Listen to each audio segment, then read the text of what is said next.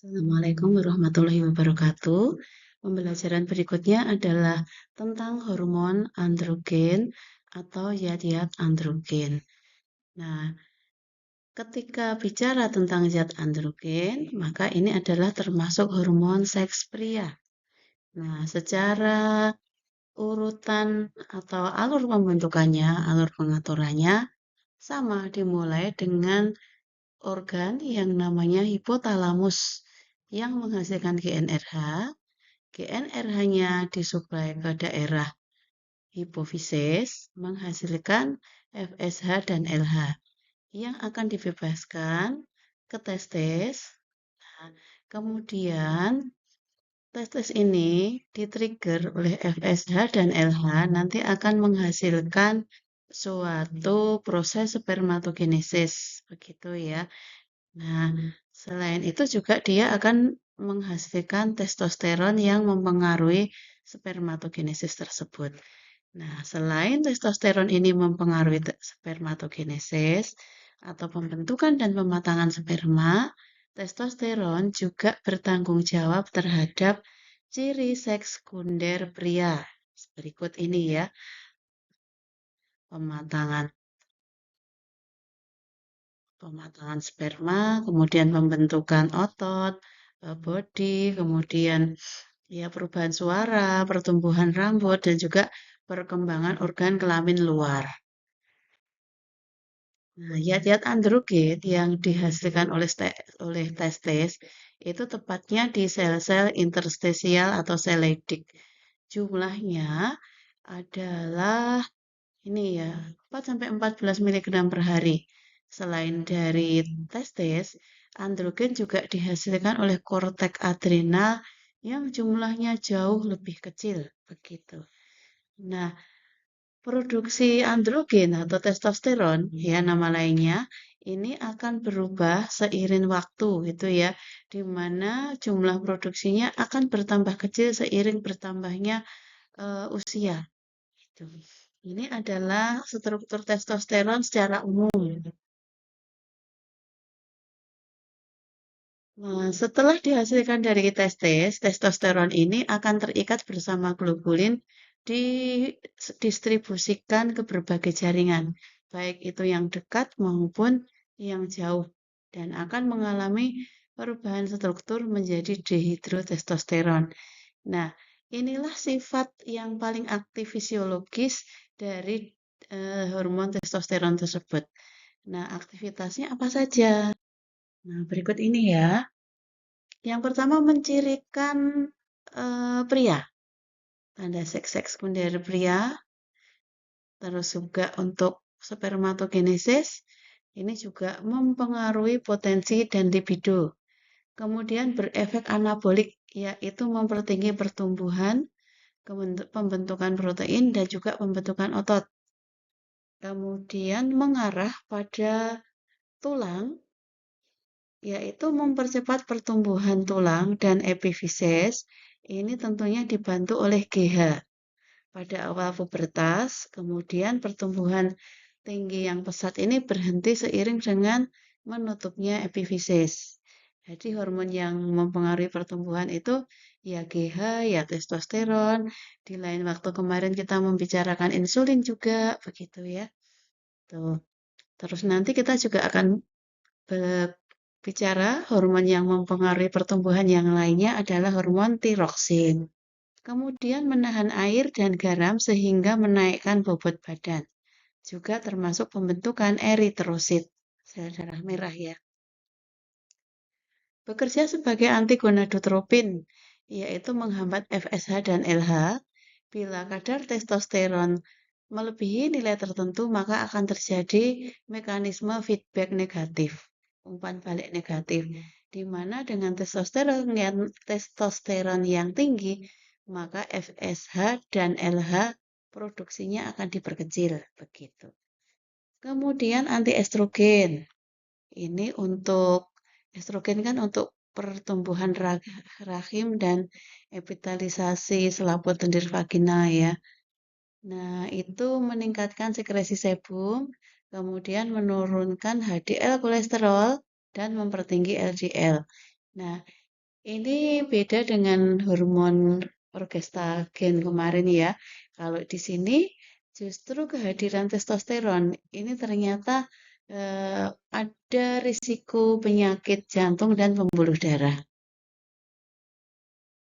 Nah, efek sampingnya, selain efek utama, efek fisiologi tadi, ada juga efek samping dari testosteron pada terapi, begitu ya.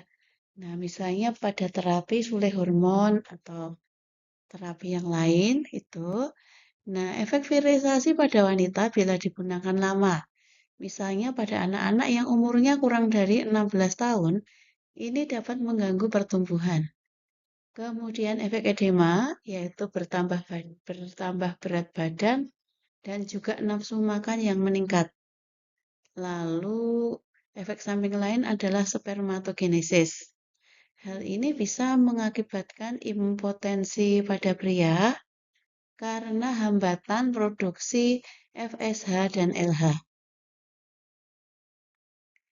Nah, kemudian ikterus kolestatik, hambatan saluran empedu, kemudian hiperkalsemi, tingginya kadar kalsium, kemudian gangguan haid, nah, kemudian cara pemberian. Nah, cara pemberian ini diberikan dalam kir yang singkat ya, 3 sampai 4 minggu saja. Kemudian diberikan jeda 4 minggu, baru kir baru dilanjutkan. Jadi untuk terapi dengan androgen ini tidak seperti terapi-terapi pada ini ya, hormon wanita gitu ya. Nah, dia sebulan, nah rutin gitu ya dengan suatu pemantauan. Kalau ini androgen, misalnya 1 bulan, maka harus dijeda 1 bulan lagi.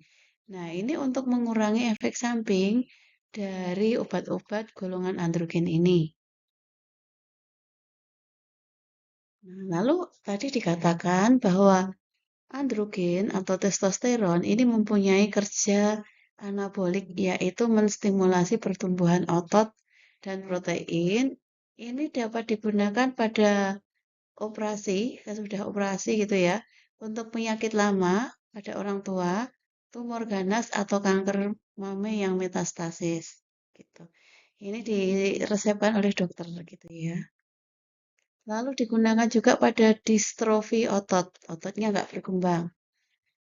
Terus penyinaran dengan X-ray, misalnya karena suatu terapi radioaktif atau ronsen yang sering dilakukan.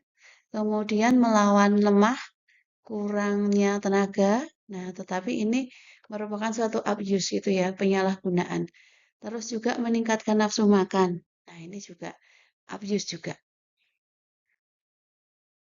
Ini contoh senyawa steroid golongan androgen atau testosteron yang sering ditemui gitu ya. Metenolol, ini merek dagangnya Primabolon. Kemudian apalagi ya? Ini oksimetolon, anapom, kemudian nandrolon, dekadurabolid, terus etilestrenol, misalnya orgabolin, ini digunakan untuk memacu pertumbuhan gitu ya, zat anabolik.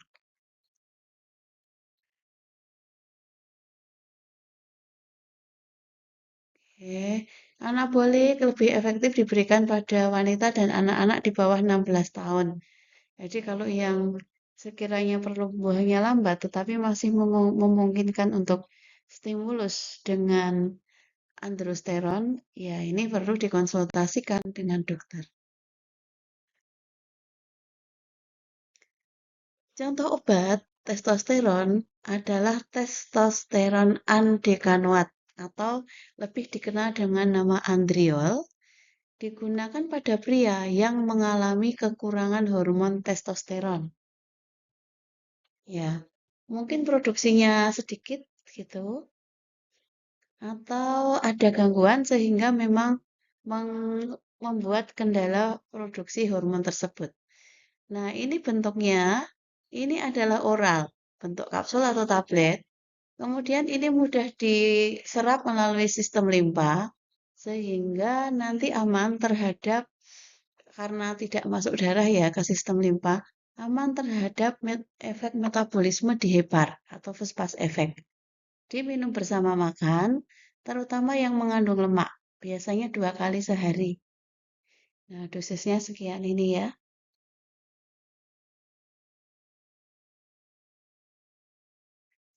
Nah, Andriol tadi digunakan untuk hipogonadisme pria.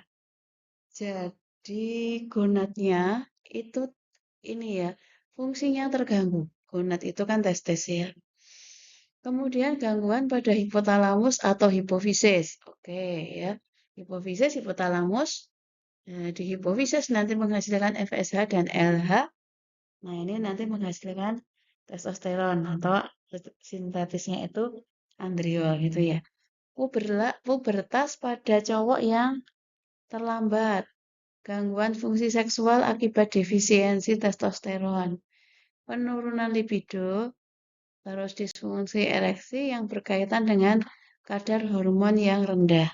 Jadi untuk meningkatkan hormonnya, ya hormonnya memang rendah. Kemudian mestrenolon atau proviron.